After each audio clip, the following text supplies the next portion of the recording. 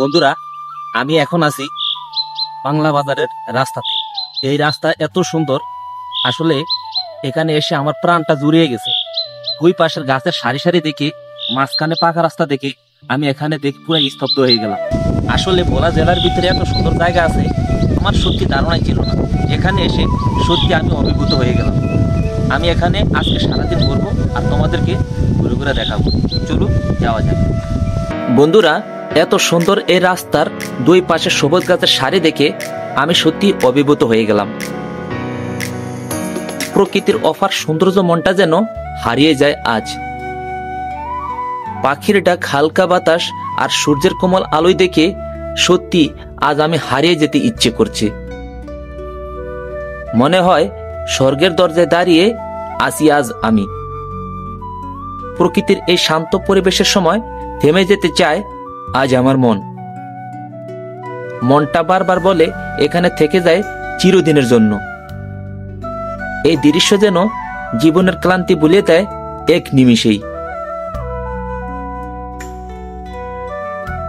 রাস্তা দিয়ে হাঁটতে হাঁটতে দেখতে পেলাম ইট পাথরের সুন্দর কালভার্ট। তার পাশে দিয়ে বয়ে যাচ্ছে শান্ত বিশাল এক খাল। খালের ধারে সারি সারি দাঁড়িয়ে আছে অনেক রেন্ডি গাছ। প্রকৃতির এই মনোরম দৃশ্য মনকে করে প্রশান্ত। ইট পাথরের রাস্তা দিয়ে হাঁটতে হাঁটতে মন ভরে গেল আনন্দে। বন্ধুরা, আমি এখন যে জিনিসটা দেখতে পেলাম সেটা আমাদের দেশের ভাষায় সুলিশ ঘাট বলা হয়। এখানে এমন ব্যবস্থা করা হয়েছে যে কোনো বিল বা জমিতে পানি জমে গেলে সেটা সরাসরি নদীর মাধ্যমে চলে যায়। এর ফলে কৃষকরা সহজে তাদের ক্ষেতের পানি নিয়ন্ত্রণ করতে পারেন। নদী, নালা ও জমি চাষের সময় এতে অনেক আরাম ও সুবিধা হয়। প্রকৃতির সঙ্গে মানুষের এই সমন্বয় সত্যি অসাধারণ। বন্ধুরা, এখানে সারিবদ্ধভাবে নৌকাগুলা কি করে সাজিয়ে আছে, আমি সত্যি মায়া পড়ে গেছি। আসলে এত সুন্দর এখানে নৌকাগুলা দেখতে পাবো, আসলে আমি কল্পনা করতে পারি না। কেমন আছেন? কি করেন এখানে? জাল। আপনি কোথায় যাচ্ছেন? নৌকায়? এটা কি তোমার নৌকা? না, আমার না, আরেকজনের। তো এখানে কি করো? তাই বন্ধুরা, এখানেও কিছু নৌকা সারিবদ্ধভাবে সাজিয়ে আছে। এখানে হয়তো কিছুক্ষণের ভিতরে সাগরে চলে যেতে পারে। এখানেই থাকেন না? এখানে থাকি, বাড়ির যাই, বাজারাই, রেশম দিয়ে সুযোগ সুবিধা। তাই নদীর ধারে সারি সারি নৌকা সাজানো অপূর্ব দৃশ্য। কিছুক্ষণের মধ্যে মাঝিরা যাবে সাগরে মাছ ধরতে। নীল জলের বুক পাল তুলে ছোটে নৌকাগুলো দূরে। এই মনোমুগ্ধকর দৃশ্য দেখে মনটা ভরে যায় আনন্দে। নৌকার বাহার যেন চোখ জোড়ানো এক শিল্পকর্ম। মনটা বারবার চাইছে এখানে থেকে যাই চিরদিন।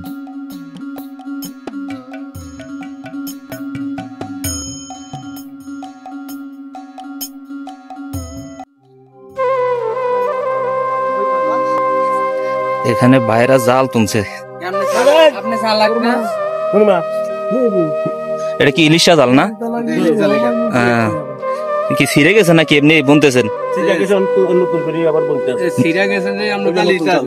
তালে দিতেছেন। এগুলা নিয়ে কখন নামবেন নদীতে?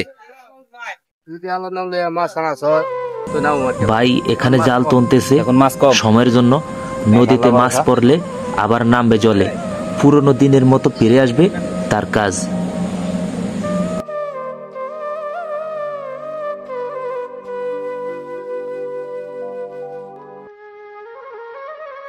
বন্ধুরা, নৌকাগুলো এখন সাগরে চললো মাছ ধরার পথে। মাছ ধরে তারা জীবিকা অর্জন করবে এবং আমরা তৃপ্তি পাব। সাধারণ মানুষের চাহিদা পূরণ হয় তাদের শ্রমে। আমরা তাদের ভালোবাসা বেঁচে আছি এই সত্য বুঝি। শান্ত নদীর মাঝে নৌকাটা নরম ঢেউয়ে ভেসে যায়। এই দৃশ্যটা দেখলে মন ভরে ওঠে আনন্দে। আসলে বন্ধুরা, এই দৃশ্যটা খুবই অসাধারণ। আপনি একবার নদীর পাড়ে আসলে হয়তো বুঝতে পারবেন তাদের কষ্টের জীবনটা। তাদের বুকটা তার শরীরে বেঁধে তারা বিশাল সাগরে পাড়ি দিচ্ছে মাছ ধরার উদ্দেশ্যে। আর এটা আমরা উপরে বসে হয়তো উপলব্ধিত করতে পারবো না যে তাদের কষ্টের বিষয়টা। দেখুন কি কষ্ট আর কষ্ট। বন্ধুরা, আমি এখন দেখতে পাচ্ছি বিশাল এক লঞ্চ। এই লঞ্চটা সোজাসুজি চলে যাবে ঢাকার উদ্দেশ্যে। এই দৃশ্যটাও আমাকে মুগ্ধ করে দিল।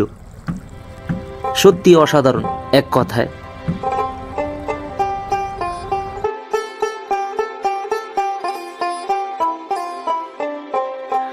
বন্ধুরা, দিন শেষে রাত চলে এলো।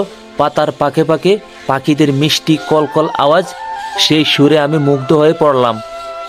প্রকৃতির এই মুহূর্ত সত্যি মনকে ভরিয়ে দেয়। আজকে এই ভিডিওটা এ পর্যন্তই। ভিডিওটা যদি ভালো লাগে অবশ্যই আমার পাশে থাকবা।